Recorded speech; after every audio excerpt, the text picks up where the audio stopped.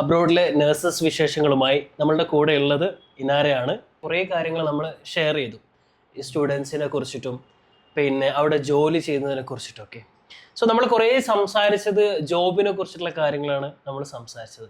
നമുക്കിനി അവിടെയുള്ള സ്റ്റുഡൻസിനെ കുറിച്ചിട്ട് കൂടുതലായിട്ട് സംസാരിക്കാം, അല്ലെങ്കിൽ സ്റ്റുഡൻസ് വിസയെ കുറിച്ച് നമുക്ക് സംസാരിക്കാം.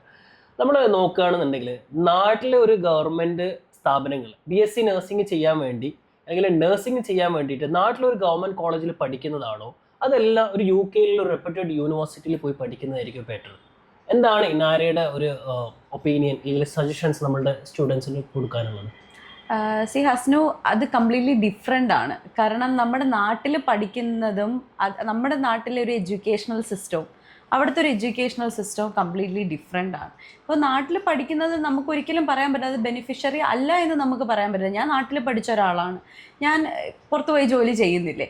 പക്ഷേ ഇപ്പോഴത്തെ ഈ ഒരു സിറ്റുവേഷൻ, അതായത് നിങ്ങൾ നഴ്സിംഗ് പഠിച്ച് പുറത്ത് പോകാൻ ആഗ്രഹിക്കുന്നു, പക്ഷേ റിക്രൂട്ട്മെൻറ്റ്സും കാര്യങ്ങളൊന്നും നമുക്ക് പറയാൻ പറ്റുമോ ഇനി ഇവർ റിക്രൂട്ട്മെൻറ്റ് സ്റ്റാർട്ട് ചെയ്യും. ഇനിയിപ്പോൾ അവർ തീരുമാനിക്കുകയാണ് നമ്മൾ പുറത്തുനിന്നുള്ള നഴ്സസിനെ ഇനി റിക്രൂട്ട് ചെയ്യുന്നില്ല, നമുക്ക് UK എന്നുള്ള നഴ്സസിനെ മാത്രം മതി. അതാണ് ഇപ്പോൾ അവരുടെ കറണ്ട്, അതായത് അവിടെ പഠിച്ചു വന്ന കുട്ടികളെ മതി എന്നുള്ള രീതിയിലേക്ക് എത്തിയിരിക്കുകയാണ്. അപ്പോൾ അങ്ങനെ പറയുമ്പോഴത്തേക്കും നിങ്ങൾ അബ്രോഡ് വർക്ക് ചെയ്യാൻ ആഗ്രഹിക്കുന്ന, അല്ലെങ്കിൽ നിങ്ങൾ UK ഒരു രജിസ്റ്റേർഡ് നഴ്സ് ആവാൻ ആഗ്രഹിക്കുന്നെങ്കിൽ നിങ്ങൾ തീർച്ചയായിട്ടും പുറത്തു പോയി തന്നെ വർക്ക് ചെയ്ത് പഠിച്ചല്ലേ പറ്റത്തുള്ളൂ.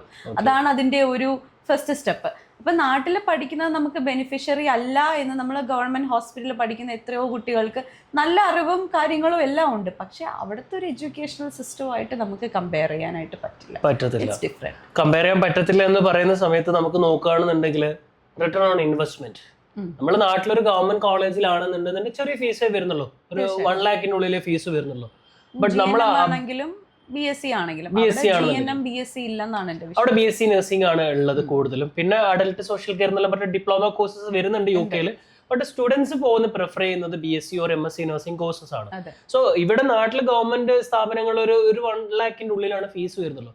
ബട്ട് അബ്രോഡിൽ നോക്കുകയാണെന്നുണ്ടെങ്കിൽ ഒരു 10-15 രൂപയുടെ ഉള്ളിലാണ് വരുന്നത്, സ്കോളർഷിപ്പ് കൂട്ടാതെ വരുന്നത്. സോ ഇത്രയും വലിയൊരു തുകയാണ് എന്ത് ചെയ്യുന്നത് സ്റ്റുഡൻസ് അബ്രോഡിലേക്ക് വേണ്ടിയിട്ട് സ്പെൻഡ് ചെയ്യുന്നത്. സോ അതിനോടുള്ള റിട്ടേൺ ഓൺ ഇൻവെസ്റ്റ്മെന്റ് സ്റ്റുഡൻസിന് എങ്ങനെയാണ് കിട്ടുമെന്ന് എപ്പോഴെങ്കിലും ചിന്തിച്ചിട്ടുണ്ടോ അതിനെ കുറിച്ചിട്ട്? ഇപ്പം ഇനാര അബ്രോഡിൽ പഠിച്ച ഒരാളല്ല, ബട്ട് അവിടെ വർക്ക് ചെയ്യുന്ന ഒരു നേഴ്സാണ്. ബട്ട് കുട്ടികൾ ഇത്രയും സ്പെൻഡ് ചെയ്തിട്ട് അതിനുള്ള റിട്ടേൺ എങ്ങനെയാണ് അവർക്ക് കിട്ടുന്നത് എപ്പോഴെങ്കിലും ചിന്തിച്ച് നോക്കിയിട്ടുണ്ടോ?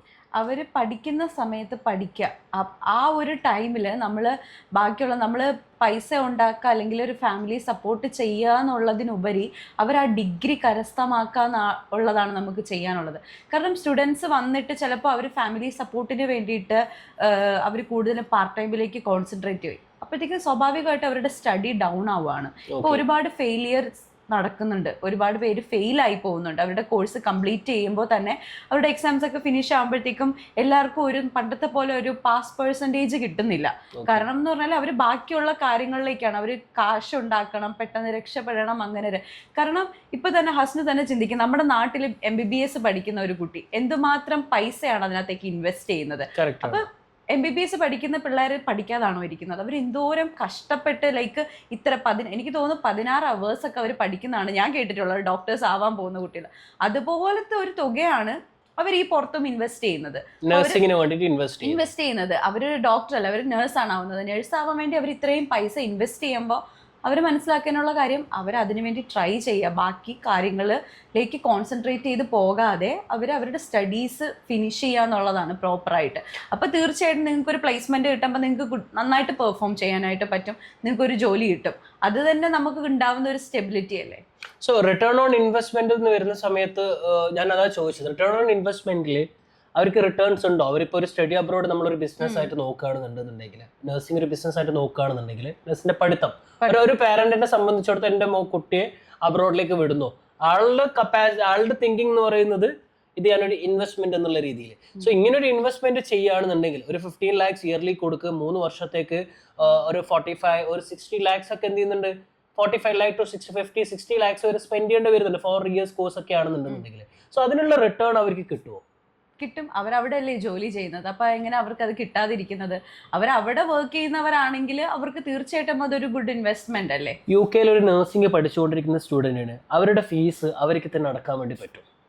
അടയ്ക്കുന്നവരാണ് ഞാൻ കണ്ടിട്ടുള്ളവര്, മിക്കുള്ളവരും അവര് തന്നെ ഫീസ് അടയ്ക്കുന്ന പിള്ളേരാണ് കണ്ടിട്ടുള്ളത്. ഇത്രയും ന്യൂസസ് കാര്യങ്ങൾ കാണുന്നത് എന്തുകൊണ്ടായിരിക്കും? ന്യൂസസ് കാര്യങ്ങൾ കാണുന്നുണ്ട്. ഞാൻ പറഞ്ഞില്ലേ, എല്ലാ സ്ഥലത്തും പല ടൈപ്പിലെ പിള്ളേരുണ്ട്. എന്ന് പറഞ്ഞാൽ അവർ ഈ പറഞ്ഞതുപോലെ സ്റ്റഡീസിലുപരി പാർട്ട് ടൈം ജോലി, അതാണ് അവരുടെ എയിം. ഇപ്പം നഴ്സിംഗ് എടുത്ത് വരുമ്പോൾ അവർ നഴ്സിങ്ങിനാണ് കോൺസെൻട്രേറ്റ് ചെയ്യാനുള്ളത്. അല്ലാതെ നാട്ടിലുള്ള ഫാമിലിയെ സപ്പോർട്ട് ചെയ്യണം. അവർ മനസ്സിലാക്കാനുള്ള കാര്യം എന്ന് പറഞ്ഞാൽ അവർ കുറച്ച് പൈസ ചിലവാക്കി അങ്ങോട്ട് പോയിട്ടുണ്ടെങ്കിൽ initial period there is struggling. നമ്മളൊന്ന് സെറ്റിലായി നമുക്കൊരു ജോലി ആവുന്നത് വരെ നമുക്ക് സ്ട്രഗ്ലിംഗ് ആണ്. ആ ടൈമിൽ നമുക്ക് ഒരു ഫാമിലി സപ്പോർട്ടിൻ്റെ ആവശ്യം മേ ബി വന്നേക്കാം. കാരണം നമ്മൾ ഇത്ര പൈസ നമ്മളൊരു അത് പറഞ്ഞതുപോലെ നമ്മൾ ഫുൾ എമൗണ്ട് അടച്ചിട്ടല്ല പോകുന്നത്, കുറച്ച് എമൗണ്ട് അടച്ചിട്ടായിരിക്കും നമ്മൾ പോകുന്നത്. അപ്പോൾ ഫാമിലിയുടെ സപ്പോർട്ട് കുറച്ച് നമുക്ക് വേണ്ടി വരും, നമ്മളൊന്ന് സ്റ്റേബിളായിട്ട് നിൽക്കുന്നത് വരെ. അത് കഴിഞ്ഞ് അവർക്ക് ഒരു പാർട്ട് ടൈം ജോലി, ഇപ്പോൾ നേരത്തെ പറഞ്ഞപ്പോൾ ഒരു കെയർ ഹോം ഫോർ എക്സാമ്പിൾ, ഒരു കെയർ ഹോമിൽ അവർ ജോലി ചെയ്യുകയാണ്. കെയർ ഹോമിൽ ജോലി ചെയ്യുമ്പോൾ അവർക്ക് പെർ അവർ ഒരു 15 അല്ലെങ്കിൽ ഒരു 14.5 ഒക്കെ പെർ അവർ അവർക്ക് കിട്ടുന്നുണ്ടെങ്കിൽ ഒരു വീക്ക് അവർക്ക് എങ്ങനെ പോയാലും 250 അറൗണ്ട് 250 അവർക്ക് ഒരു ഇൻകം അല്ലേ, അത് അവരുടെ ഇൻകം അല്ലേ. 2 വീക്സിൽ അവർ വർക്ക് ചെയ്തിട്ടുണ്ടെങ്കിൽ അവരുടെ റെൻറ്റ് പേ ചെയ്ത് പോകാൻ പറ്റും. അതിൻ്റെ ഇടയിൽ കൂടെ അവരുടെ എക്സ്പെൻസ്, മിക്കപ്പോഴും സ്റ്റുഡൻസ് ഞാൻ കണ്ടിട്ടുള്ള ഷെയർഡ് അക്കോമഡേഷനിലൊക്കെ നിൽക്കുന്നതാണ്. അപ്പോൾ അവർക്ക് അതൊരു വലിയ ബേർഡൻ ആയിട്ട് വരുന്നതായിട്ട് എനിക്ക് തോന്നിയിട്ടില്ല. അപ്പോൾ ഞാൻ പറഞ്ഞതുപോലെ അവർ ഷെയർഡ് അക്കോമഡേഷൻ കാര്യങ്ങളിലൊക്കെയാണ് നിൽക്കുന്നത്. അപ്പം നമ്മൾ നിൽക്കുന്നത് പോലെ അത്രയും എക്സ്പെൻസ് സ്റ്റുഡൻസിന് വരുന്നതായിട്ട് എനിക്ക് തോന്നിയിട്ടില്ല. പിന്നെ പ്രത്യേകിച്ച് അവർ നിൽക്കുന്ന ഏരിയ, അതൊക്കെ ഇതിനകത്ത് ഡിപ്പെൻഡ് ചെയ്യുന്ന കാര്യങ്ങളാണ്. പിന്നെ ഹസ്ന ചോദിച്ചതുപോലെ എന്തുകൊണ്ടാണ് ഇത്രയും കേസസ് വരുന്നത്, അവിടെ ഇപ്പം ക്രൈം റേറ്റ്സ് കൂടുതലാണ്. അത് അവിടെയുള്ള ആൾക്കാർ അവകാശപ്പെടുന്നത് ഒരുപാട് ഇൻ്റർനാഷണലി ഉള്ള ആൾക്കാർ കൂടിയത് കൊണ്ടാണ് ക്രൈംസ് വരുന്നത്, അല്ലെങ്കിൽ സ്റ്റുഡൻസിന് ഇങ്ങനെയുള്ള ബുദ്ധിമുട്ട് വരുന്നത്. പക്ഷേ അറ്റ് ദ സെയിം ടൈം ഇതുപോലെ സ്റ്റുഡൻസിനെ വെൽക്കം ചെയ്യുന്ന ആൾക്കാരും ഉണ്ട്. കാരണം സ്റ്റുഡൻസിന് കമ്പാരിറ്റീവ്ലി അവർ നോക്കുന്നത്, അവർക്ക് നമുക്കൊരു പ്രൊഫഷണലിന് പേ ചെയ്യുന്നതിന് അത്രയും സ്റ്റുഡൻസിന് അവർ പേ ചെയ്യേണ്ട ആവശ്യമില്ല. അപ്പോൾ ഓഫ് കോഴ്സ് അവർക്ക് സ്റ്റുഡൻസിനെയും ആവശ്യമാണ് ഈ പാർട്ട് ടൈം ജോബ്സ് ചെയ്യാൻ വേണ്ടിയിട്ട്. അതുകൊണ്ട് തീർച്ചയായിട്ടും അവർക്ക് ജോബ് ഓപ്പർച്യൂണിറ്റീസ് ഉണ്ട്. പിന്നെ ഇതൊരു ഇൻവെസ്റ്റ്മെൻ്റ് ആണോ എന്ന് ചോദിച്ചാൽ തീർച്ചയായിട്ടും അതൊരു ഇൻവെസ്റ്റ്മെൻ്റ് അല്ലേ. നിങ്ങൾ റിക്രൂട്ട് ചെയ്യുന്നതല്ലേ. ഇപ്പോൾ സ്റ്റേർലിംഗ് ആണെങ്കിലും ഒരുപാട് പേരെ റിക്രൂട്ട് ചെയ്ത് സ്റ്റുഡൻസിനെ അങ്ങോട്ട് കൊണ്ടുപോകുന്നവരാണ്. ഒരുപാട് പേരെ എനിക്ക് പേഴ്സണലി അറിയാവുന്നവരാണ്. അപ്പോൾ നിങ്ങൾ പറയുക അത് എങ്ങനെയാണ് അവർ. ഞാൻ ഇനാരയുടെ അടുത്ത് ഇങ്ങനെ ചെകഞ്ഞ് ചോദിക്കുകയായിരുന്നു എന്താണ് ഇനാരൊക്കെ പറയാനുള്ളത്. സോ ഞങ്ങൾ സ്റ്റേർലിംഗ് സ്റ്റഡി അബ്രോഡിൻ്റെ കാര്യത്തിൽ പറയാം, ഞങ്ങൾ വിടുന്ന സ്റ്റുഡൻസ് അവരോട് ഞങ്ങൾ പറഞ്ഞു കൊടുക്കുന്നത്, അവരുടെ പാരൻസിനോട് പറഞ്ഞു കൊടുക്കുന്നത് റിട്ടേൺ ഓൺ ഇൻവെസ്റ്റ്മെൻ്റ് ആണ്. നിങ്ങൾ കുട്ടിയെ അബ്രോഡ് പഠിപ്പിക്കാൻ വിടുന്നുണ്ടെങ്കിൽ അത് നിങ്ങൾക്ക് ROI തരുന്നുണ്ട്, റിട്ടേൺ ഓൺ ഇൻവെസ്റ്റ്മെൻറ്റ് തരുന്നുണ്ട്. എങ്ങനെ റിട്ടേൺ ഓൺ ഇൻവെസ്റ്റ്മെൻറ്റ് തരുന്നത്? ഇപ്പം ഇന്നാരെ തന്നെ പറഞ്ഞു, അവർക്ക് വീക്ക്ലി വർക്ക് ചെയ്യുന്ന സമയത്ത് 2 വീക്സ് അവർക്ക് എന്ത് ചെയ്യാം, അവരുടെ അക്കോമഡേഷൻ്റെ പൈസ കൊടുക്കാൻ വേണ്ടി പറ്റും. നെക്സ്റ്റ് 2 വീക്സ് അവരുടെ കാര്യങ്ങൾ നോക്കാൻ വേണ്ടി പറ്റും. സ്റ്റിൽ അവർക്ക് എന്തെങ്കിലും സേവ് ചെയ്യാൻ വേണ്ടി പറ്റുന്നത്. ഒരു 1.5 lakhs ഒരു മന്ത്ലി ഒരു സ്റ്റുഡൻറ്റ് ഏൺ ചെയ്യുകയാണെന്നുണ്ടെങ്കിൽ ഇന്ന ഇയറിൽ അവർക്ക് ഒരു നിയർലി ഒരു 10 lakhs അവർക്ക് സേവ് ചെയ്യാൻ വേണ്ടി പറ്റും. കംപ്ലീറ്റ്ലി പാരൻസിനെ ഡിപ്പെൻഡ് ചെയ്യാതെ സ്റ്റുഡൻസിന് എന്ത് ചെയ്യാൻ വേണ്ടി പറ്റുമെന്ന് വെച്ചിട്ടുണ്ടെന്നുണ്ടെങ്കിൽ അവർക്ക് പാർട്ട് ടൈം ജോബ് ചെയ്തിട്ട് അതിൻ്റെ ഒരു ഹ്യൂജ് എമൗണ്ട് അവർക്ക് ഫേസിലേക്ക് അടക്കാൻ വേണ്ടി വരും. മേ ബി 2 or 3 lakhs അവരുടെ പാരൻസ് എന്ത് ചെയ്യേണ്ടത്, സപ്പോർട്ട് ചെയ്യേണ്ടത്. ഇനീഷ്യലി 1 yearലൊക്കെ സപ്പോർട്ട് ചെയ്യേണ്ടി വരും. സോ അതിൻ്റെ കൂടെ തന്നെ വേറെ കുറച്ച് കാര്യങ്ങൾ പറയുകയാണെന്നുണ്ടെന്നുണ്ടെങ്കിൽ ഇവർക്കൊരു എക്സ്പോഷർ കിട്ടുകയാണ്. ഇപ്പം നാട്ടിൽ പഠിക്കുന്ന കുട്ടികളാണെന്നുണ്ടെങ്കിൽ അവർക്കൊരു പാർട്ട് ടൈം ജോബ് ഇല്ല, അവരുടെ തുണി അവർക്ക് അലക്കണ്ട, അവരുടെ ഭക്ഷണത്തിന് താമസത്തിന് വേണ്ടിയിട്ടുള്ള ചെലവിന് അവർക്ക് കണ്ടെത്തണ്ട. സോ ആ ഒരു സ്ട്രെങ്ത് ആണ് നമ്മളുടെ സ്റ്റുഡൻസ് അബ്രോഡ് പോകുന്ന ഇൻഡിപെൻഡൻസി എന്ന് പറയുന്നത്. അതെ, അതൊരു വലിയ ഫാക്ടറാണ് ഇൻഡിപെൻഡൻസ്. അത് UK എന്നല്ല, ഏത് രാജ്യം, നമ്മുടെ ഈ നാട് വിട്ട് എനിക്ക് തോന്നുന്നു ഇപ്പൊ കൂടുതലായിട്ടും ഇൻഡിപെൻഡന്റ് ആയിട്ട് നിൽക്കുന്ന ആൾക്കാരെന്ന് പറഞ്ഞാൽ സ്റ്റുഡൻസ് ആണ്. പുറത്തു പോയി സ്ട്രഗിൾ ചെയ്ത് രക്ഷപ്പെട്ട സ്റ്റുഡൻസ് ആണ്. അവരുടെ ലൈഫിലുള്ള എക്സ്പീരിയൻസ്.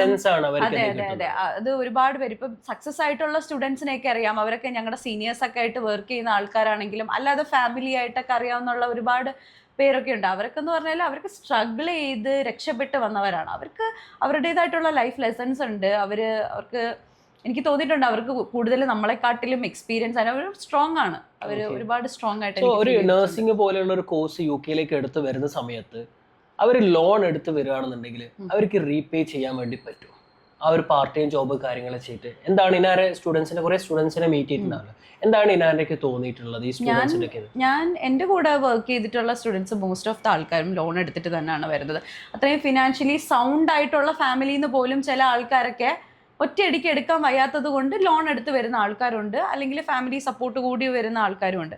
പക്ഷേ ഞാൻ കണ്ടിട്ടുള്ള സ്റ്റുഡൻസ് എല്ലാവരും അവർ തന്നെയാണ് ലോൺസ് പേ ഈ ലോൺ റീപേ ചെയ്യുന്നതും ഈ സ്റ്റുഡൻസ് തന്നെയാണ് പേ ചെയ്യുന്നത്. അപ്പം ഞാൻ അതിശയമായിട്ട് ചോദിച്ചിട്ടുണ്ട് നിങ്ങൾക്ക് എങ്ങനെ എല്ലാം കൂടെ മാനേജ് ചെയ്യാനായിട്ട് പറ്റുന്നത്.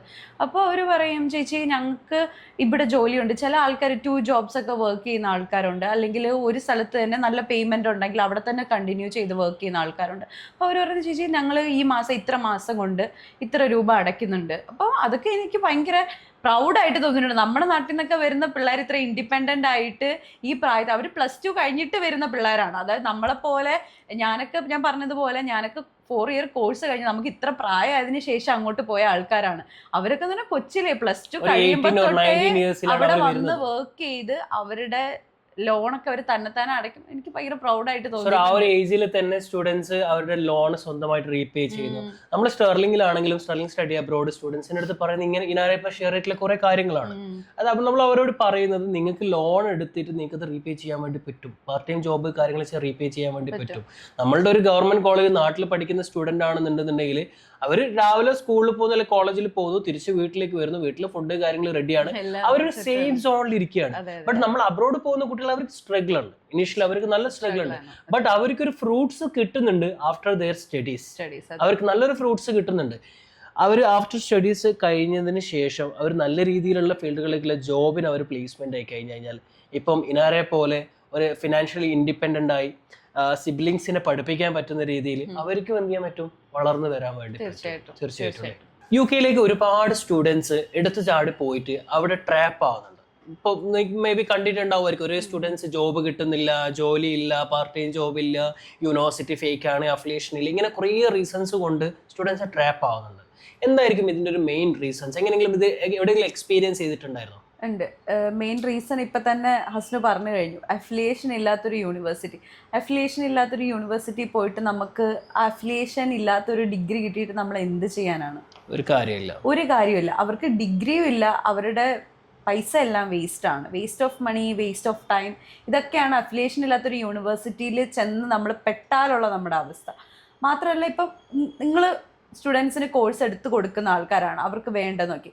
ചില ആൾക്കാർക്കൊന്നും അറിയില്ല, അവർക്ക് എന്താണ് വേണ്ടതെന്ന് അറിയില്ല. അപ്പം അവിടെ പലരും പറയുന്നത് ഞാൻ കേട്ടിട്ടുണ്ട്, സ്റ്റുഡൻസ് എന്ന് പറഞ്ഞ് വരുന്ന ആൾക്കാർ 35-40 വയസ്സുള്ള ചേട്ടന്മാർ സ്റ്റുഡൻസ് ആണെന്നും പറഞ്ഞ് വരുന്ന അവരുടെ എയിം പഠിച്ച് ജോലി വാങ്ങുക അതല്ല. അവർക്ക് അവിടെ ഒരു ലൈവ്ലിഹുഡ് ഉണ്ടാക്കി എങ്ങനെയെങ്കിലും എടുക്കുക. അതൊക്കെ കൊണ്ടാണ് അവിടുത്തെ ഗവൺമെൻറ് ഇപ്പം നമ്മളോടും എതിർത്ത് നിൽക്കുന്ന ഒരു റീസൺ അതാണ്.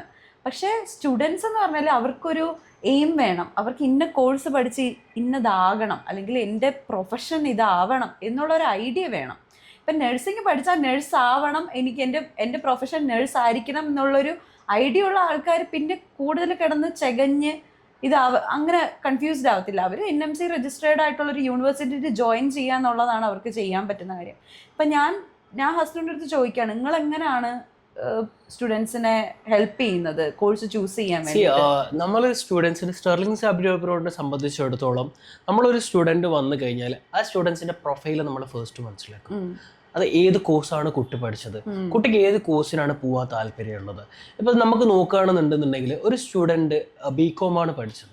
BCom പഠിച്ച സ്റ്റുഡൻസിന് നോർമലി ഞാൻ കുറേ സ്റ്റുഡൻസ് അബ്രോഡിൽ കണ്ടിട്ടുള്ളതാണ് MBA പഠിക്കാൻ പോകുന്നത്. സോ MBA പഠിക്കാൻ പോകുന്ന സമയത്തിന് അവർക്ക് അവിടെ കിട്ടുന്ന ഓപ്പർച്യൂണിറ്റീസ് കുറവാണ്. എന്തുകൊണ്ടാന്ന് വെച്ചിട്ടുണ്ടെങ്കിൽ നമ്മളുടെ ഇപ്പോൾ കേരളത്തിൽ ഒരു നോർത്ത് ഇന്ത്യയിൽ നമ്മൾ ഹിന്ദിക്കാർ എന്ന് വിളിക്കുന്ന ആൾക്കാർ വന്നിട്ട് നമ്മളത്തെ ഒരു വീട്ടിൽ വന്നിട്ട് ഒരു സാധനം സെയിൽ ചെയ്യാൻ വേണ്ടി വരികയാണ്. പക്ഷെ നമ്മൾ അവരെ അക്സെപ്റ്റ് ചെയ്യുന്നത് ആ ഒരു ഹിന്ദിക്കാരൻ എന്നുള്ള രീതിയിൽ നോർത്ത് ഇന്ത്യ വന്ന ഒരാൾ എന്നുള്ള രീതിയിൽ നമുക്ക് ട്രസ്റ്റ് കുറവായിരിക്കും, നമ്മൾ അവരെ അക്സെപ്റ്റ് ചെയ്യത്തില്ല. സോ ഇതേ ഒരു സിനാരിയോ ആണ് നമ്മളിപ്പോൾ UK അല്ലെങ്കിൽ അബ്രോഡിൽ പോകുന്ന സമയത്ത് ഒരു ഇന്ത്യക്കാരൻ നമ്മളുടെ വീട്ടിൽ വന്നില്ലെങ്കിൽ നമ്മളെ ഷോപ്പിൽ നിന്ന് നമുക്കത് സെയിൽ ചെയ്യാണ് ഇന്ത്യക്കാരൻ. അപ്പൊ അവിടെ എന്താ പറയുക, ആ സെയിൽസിനുള്ള ചാൻസസ് കുറയും, സെയിൽസ് കൺവേർട്ട് ആവാനുള്ള. അതേപോലെയാണ് നമ്മൾ അബ്രോഡിലേക്ക് പോകുന്ന സമയത്ത് അവിടെ MBA പോലുള്ള ഒരു കോഴ്സ് എടുക്കാതെ അവിടെ ഓപ്പർച്യൂണിറ്റി ഉള്ള കോഴ്സസ് എടുക്കുക. നമ്മൾ സ്റ്റുഡൻസിന് എപ്പോഴും സജസ്റ്റ് ചെയ്താണ് നിങ്ങൾ ഏതാണോ കോഴ്സ് പഠിച്ചത് അതിൻ്റെ സിമിലർ കോഴ്സസ് നിങ്ങൾ എടുക്കുക. ഇപ്പോൾ BCom പഠിച്ച ഒരാളാണെന്നുണ്ടെങ്കിൽ MBA എടുക്കാതെ അവർ ഫിൻടെക് എടുക്കാം. അവർക്ക് ഫിൻടെക് എന്ന് പറഞ്ഞാൽ നമ്മളിപ്പോൾ യൂസ് ചെയ്യുന്നത് ഇപ്പം ഗൂഗിൾ പേ, പേപാൽ, ഫോൺ പേ ഇങ്ങനെയുള്ള ആപ്ലിക്കേഷൻസ് ആണ് നമ്മൾ യൂസ് ചെയ്യുന്നത്. സോ ഫിൻടെക് പോലുള്ള ഒരു കോഴ്സ് സ്റ്റുഡൻസ് എടുക്കുകയാണെന്നുണ്ടെന്നുണ്ടെങ്കിൽ അവർക്ക് അവിടെ ഓപ്പർച്യൂണിറ്റി ഉണ്ടാവും. ഇവൻ അവർ തിരിച്ച് നാട്ടിലേക്ക് ഒരു ഇവൻ RBI വരെ പറഞ്ഞിട്ടുണ്ട് ഇനി വരുന്ന കാലങ്ങളിൽ അത്രയും ഫിൻടെക്കിന് ആവശ്യമുണ്ട് എന്നുള്ളത്. സോ ഇങ്ങനെയുള്ള കോഴ്സസിനെ കുറിച്ചിട്ട് പഠിക്കുക. അപ്പം BCom എടുത്തൊരാണ് ബിസിനസ് അനാലിറ്റിക്സ് പഠിക്കുന്നത്. UK പോവുകയാണെന്നുണ്ടെങ്കിൽ അബ്രോഡിലേക്ക് പോവുകയാണെന്നുണ്ടെങ്കിൽ ആ കൺട്രിയിൽ ഏത് ജോബിനാണ് അല്ലെങ്കിൽ എന്തിനാണ് അവിടെ ഓക്യുപ്പേഷൻസ് ഉള്ളതെന്ന് അറിയാം. ഇപ്പൊ ഒരാൾ ഫാഷനാണ് പഠിക്കാൻ താല്പര്യം, ഫാഷൻ UK ഓക്കെ ആണ്, അതേപോലെ തന്നെ ഇമ്പോർട്ടൻസ് ഉള്ള സ്ഥലമാണ് ഫ്രാൻസ് എന്ന് പറയുന്നത്. ഫാഷൻ, ലക്ഷറി, ഇങ്ങനെയുള്ള ടൂറിസം, ഇങ്ങനെയുള്ള മേഖലകളിൽ ഫ്രാൻസിൽ നല്ല രീതിയിൽ ഓപ്പർച്യൂണിറ്റി ഉണ്ട്. ഇറ്റലിയിൽ നോക്കുകയാണെന്നുണ്ടെങ്കിൽ ഇറ്റലിയിൽ പോയിട്ട് സ്റ്റുഡൻസ് പഠിക്കേണ്ടത് അപ്പാരൽ ഡിസൈൻസ് അല്ലെങ്കിൽ ഫാഷൻ ഡിസൈൻസ് പഠിക്കാൻ വേണ്ടി പറ്റും. ഇപ്പൊ സ്റ്റുഡൻസ് പോകണം ഓസ്ട്രേലിയയിലേക്ക് പോകുകയാണെന്നുണ്ടെങ്കിൽ ഇപ്പൊ സിവിൽ എഞ്ചിനീയറിംഗ് നല്ല ഓപ്പർച്യൂണിറ്റിയാണ് ഓസ്ട്രേലിയയിലേക്ക് പോകുന്നത്. ജർമ്മനി ആണെന്ന് മെക്കാനിക്കൽ എഞ്ചിനീയറിംഗ് അടുത്ത് പോകാൻ പറ്റും. സോ ഒരു സ്റ്റുഡൻസ് നമ്മുടെ അടുത്ത് വരുന്ന സമയത്ത് നമ്മൾ ആ സ്റ്റുഡൻറ്റിന് ഏതാണോ കൂടുതൽ ഓപ്പർച്യൂണിറ്റി ഉള്ള കോഴ്സ്, ജോബ് കിട്ടാൻ ചാൻസസ് ഉള്ളത് ഏത് കൺട്രിയാണ്, ഏത് യൂണിവേഴ്സിറ്റിയാണ്, അതുപോലെയാണ് നമ്മൾ കൊടുക്കുന്നത്. പിന്നെ ഞാൻ നേരത്തെയും ഇനാരെയും മെൻഷൻ അഫിലിയേഷൻസ്. ഏതൊരു സ്റ്റുഡൻറ്റിനും ആ യൂണിവേഴ്സിറ്റിയിൽ ആ സ്റ്റുഡൻറ്റ് അപ്ലൈ ചെയ്ത സമയത്ത് അത് അഫിലിയേറ്റഡ് ആണോ, അത് റെക്കഗ്നൈസ്ഡ് യൂണിവേഴ്സിറ്റി എന്ന് ഗൂഗിളിൽ തന്നെ ChatGPT ജസ്റ്റ് കോമൺ ആയിട്ട് ചെക്ക് ചെയ്യാൻ വേണ്ടി പറ്റുന്നതാണ്. സോ ഞങ്ങൾ വിടുന്ന സ്റ്റുഡൻസിന് വിടുന്ന യൂണിവേഴ്സിറ്റീസ് എന്ന് പറയുന്നത് QS വേൾഡ്, ഞാൻ പേഴ്സണലി എടുക്കുന്നതാണ്. വേൾഡിൽ ഒരു റാങ്കിങ് നോക്കുകയാണെങ്കിൽ ഞാൻ QS ആണ് എടുക്കുന്നത്, QS വേൾഡ് റാങ്കിങ്. സോ സ്റ്റുഡൻസിന് അതിൽ പോയി ചെക്ക് ചെയ്യാം. നമ്മൾ വിടുന്ന സ്റ്റുഡൻസിന് വിടുന്ന university Russell group universities. Russell group universities പറയുന്നത് ഒരു 100ന്റെ താഴെ അല്ലെങ്കിൽ 1000ന്റെ താഴെയൊക്കെ വരുന്ന യൂണിവേഴ്സിറ്റീസ് ആണ്. സ്റ്റുഡൻസിന് നാട്ടിൽ ഇവിടെ IIM or IIT അഡ്മിഷൻ കിട്ടാൻ നല്ല ഡിഫിക്കൽട്ടിയാണ്. എന്തുകൊണ്ടാണ്? നമ്മളിവിടെ പോപ്പുലേഷൻ അത്രയും കൂടുതലാണ്. ബട്ട് ഈ ഒരു IIM or IIT-ക്കാളും ബെറ്റർ ആയിട്ടുള്ള യൂണിവേഴ്സിറ്റീസ് സ്റ്റുഡൻസിന് അബ്രോഡിൽ വളരെ ഈസി ആയിട്ട് അഡ്മിഷൻസ് കിട്ടുന്നുണ്ട്. സോ എല്ലാ കാര്യങ്ങളും ഇപ്പോൾ ഓൺലൈൻ അവൈലബിൾ ആണ്. ഇപ്പം ഇനാരെ പോകുന്ന അബ്രോഡിൽ പോകുന്ന സമയത്തുള്ള പോലെ ഇപ്പം അത്രയും കൺസൾട്ടൻസീസ് വന്നിട്ടുണ്ട്. സ്റ്റെർലിംഗ് ആണെങ്കിൽ തന്നെ സ്റ്റുഡൻസിനുള്ള A to Z സപ്പോർട്ട് ചെയ്തു കൊടുക്കുന്നുണ്ട്. അവരുടെ ട്രസ്റ്റ് ഉണ്ടാക്കിയെടുക്കുക, ഒരു ട്രസ്റ്റ് നമുക്കൊരു പ്രോപ്പർ സപ്പോർട്ടിംഗ് സിസ്റ്റം ഉണ്ടെങ്കിൽ പിള്ളേരും ഇത്രയും കൺഫ്യൂസ്ഡ് ആവത്തില്ല എന്ന് എനിക്ക് തോന്നി. റൈറ്റ് ആയിട്ടുള്ള കോഴ്സ് സജസ്റ്റ് ചെയ്ത് കൊടുക്കുക ഞങ്ങൾ ചെയ്യുന്നുണ്ട്, ഞങ്ങൾക്ക് ചെയ്യാൻ പറ്റുന്നുണ്ട്. റൈറ്റ് ആയിട്ടുള്ള യൂണിവേഴ്സിറ്റി ആപ്ലിക്കേഷൻസ്, വിസ ഗൈഡൻസ്, പോകുന്നതിന് മുന്നേയുള്ള ബ്രീഫിംഗ്, അവിടെ എത്തിയാൽ എന്തൊക്കെയാണ് ചെയ്യേണ്ടത്, അവിടെ പോകുന്ന സമയത്ത് ഇമിഗ്രേഷൻസിൻ്റെ ചോദിക്കുന്ന ക്വസ്റ്റ്യൻസ് എന്തൊക്കെയാണ്, ഇതിനൊക്കെ കുറിച്ചുള്ള ബ്രീഫാണ് നമ്മൾ എന്ത് ചെയ്യുന്നത് സ്റ്റുഡൻസിന് പോകുന്നതിന് പോസ്റ്റ് ഡിപ്പാർച്ചർ ബ്രീഫ് നമ്മൾ കൊടുക്കുന്നുണ്ട്. അവിടെ എത്തിക്കഴിഞ്ഞ് കഴിഞ്ഞാൽ എയർപോർട്ടിൽ നമ്മളുടെ എക്സിക്യൂട്ടീവ്സ് പോയി സ്റ്റുഡൻസിനെ റിസീവ് ചെയ്യും. അവർ അക്കോമഡേഷനിലേക്ക് നമ്മൾ തന്നെയാണ് എന്ത് ചെയ്യുന്നത് സ്റ്റുഡൻസിന് എത്തിച്ചു കൊടുക്കുന്നത്. അതേപോലെ സ്റ്റുഡൻസിന് വേണ്ടിയിട്ടുള്ള പാർട്ട് ടൈം ജോബ് ഞങ്ങൾ ചെയ്തു കൊടുക്കുന്നുണ്ട്. പാർട്ട് ടൈം ജോബ് നമുക്ക് വളരെ ഈസി ആയിട്ട് ചെയ്തു കൊടുക്കാൻ പറ്റുന്ന എന്തുകൊണ്ടാണെന്ന് വെച്ചിട്ടുണ്ടെങ്കിൽ ഇന്ന ഇൻടേക്കിലേക്ക് ഒരു 200-300 സ്റ്റുഡൻസ് വരെ നമുക്ക് ഫ്ലൈ ചെയ്യുന്നുണ്ട്. സോ ഈ ഒരു സ്റ്റുഡൻസിൻ്റെ കമ്മ്യൂണിറ്റീസ് നമ്മൾ ബിൽഡ് ചെയ്ത് കൊണ്ടുവന്നിട്ടുണ്ട്. ഈ കമ്മ്യൂണിറ്റീസ് ഇപ്പോൾ ഇനാരെ ഇപ്പോൾ അവിടെ ഉണ്ട്, ഇനാരെ നമ്മളിപ്പോൾ ഒരു ബന്ധം നമുക്കുണ്ട്, ഒരു കണക്ഷൻ നമുക്കുണ്ട്, ഒരു നെറ്റ്വർക്ക് നമ്മൾ ബിൽഡ് ചെയ്ത് വന്നു. സോ ഈ ഒരു നെറ്റ്വർക്കിലൂടെ എനിക്ക് എന്തെങ്കിലും ഒരു കേംബ്രിഡ്ജ് ഏരിയയിലേക്ക് അല്ലെങ്കിൽ കേംബ്രിഡ്ജിന്റെ യൂണിവേഴ്സിറ്റിന്റെ സൈഡിൽ എനിക്ക് എന്തെങ്കിലും ഹെൽപ്പ് ആണെങ്കിൽ പിന്നാരെ വിളിക്കാം. സോ ഇങ്ങനെയുള്ള കമ്മ്യൂണിറ്റീസ് നമ്മൾ ഉണ്ടാക്കി വെച്ചത് കൊണ്ട് സ്റ്റുഡൻസിന് നല്ല ഹെൽപ്ഫുൾ ചെയ്തു കൊടുക്കാൻ പറ്റുന്നുണ്ട്. അവർക്ക് പാർട്ട് ടൈം ആണെങ്കിലും അക്കോമഡേഷൻ ആണെന്നുണ്ടെങ്കിലും ചെയ്തു കൊടുക്കാൻ വേണ്ടി പറ്റും. ഏറ്റവും ടെൻഷൻ എനിക്ക് തോന്നി പുറത്തോട്ട് പോകുന്ന പിള്ളേർക്ക് ഈ പാർട്ട് ടൈം കിട്ടുമോ, ജോലി കിട്ടുമോ, അവിടെ ചെന്ന് സ്ട്രഗിൾ ആവോ എന്നൊക്കെ ഉള്ളതാണ് പാരന്റ്സിന്റെ കൺസേൺ എന്ന് വെച്ചിട്ടുണ്ടെങ്കിൽ അക്കോമഡേഷൻ. എന്റെ മോന്റെ അക്കോമഡേഷൻ എവിടെയാണ് സ്റ്റേ ചെയ്ത്, എന്റെ മോനെ അവിടെ ആദ്യം റിസീവ് ആവും. അവർക്ക് അഡ്മിഷൻസ് കിട്ടുന്നതിനെക്കാട്ടും കൂടുതൽ കൺസേൺ ഇങ്ങനെയുള്ള കുറെ കാര്യങ്ങൾക്ക് വേണ്ടിയിട്ടാണ് എന്ത് ചെയ്യുന്നത് അവരുടെ കൺസേൺസ് വരുന്നത്. അത് നമുക്ക് തെറ്റു പറയാനായിട്ട് പറ്റില്ല. ഇല്ല, പാരന്റ്സിന് ഒബ്വിയസ്ലി നമ്മളൊരു പാരന്റ് ഒക്കെ നമുക്ക് ഉണ്ടാവും കൺസേൺ. എന്റെ മോൻ എങ്ങനെയാണ് പോകുന്നത്, എന്റെ മകൾ എങ്ങനെയാണ് പോകുന്നത്, ഏത് യൂണിവേഴ്സിറ്റിയിലാണ് പഠിക്കുന്നത്, എങ്ങനെയാണ് അക്കോമഡേഷന് കാര്യങ്ങൾ എങ്ങനെയാണ് എന്നുള്ള രീതിയിൽ അത് കഴിഞ്ഞിട്ടായിരിക്കും. അല്ലെ ഒന്നും കിട്ടിയില്ല എന്റെ മോൻ അവിടെ സെറ്റ് അല്ലെങ്കിൽ തിരിച്ചു വിളിക്കും പാരന്റ്സ്. എല്ലാ കാര്യങ്ങളും സെറ്റ് ആണ്, അവിടെ നിന്ന് കാര്യങ്ങൾ ചെയ്യും. നല്ല രീതിയിൽ സ്റ്റുഡൻസ് എന്ത് ചെയ്യുന്നുണ്ട് അവിടെ സെറ്റിൽ ആയിട്ട് പോകുന്നുണ്ട്. ട്രസ്റ്റഡ് ആയിട്ടുള്ള ഒരു സ്ഥലം അല്ലെങ്കിൽ നമുക്ക് എപ്പോഴും അപ്രോച്ച് ചെയ്യാൻ പറ്റുന്ന ഒരു സ്ഥലം, എനിക്ക് ഭയങ്കര വിശ്വാസമാണ് നിങ്ങളെ ആ കാര്യത്തിൽ. സ്റ്റെർലിംഗ് അതെ അതെ.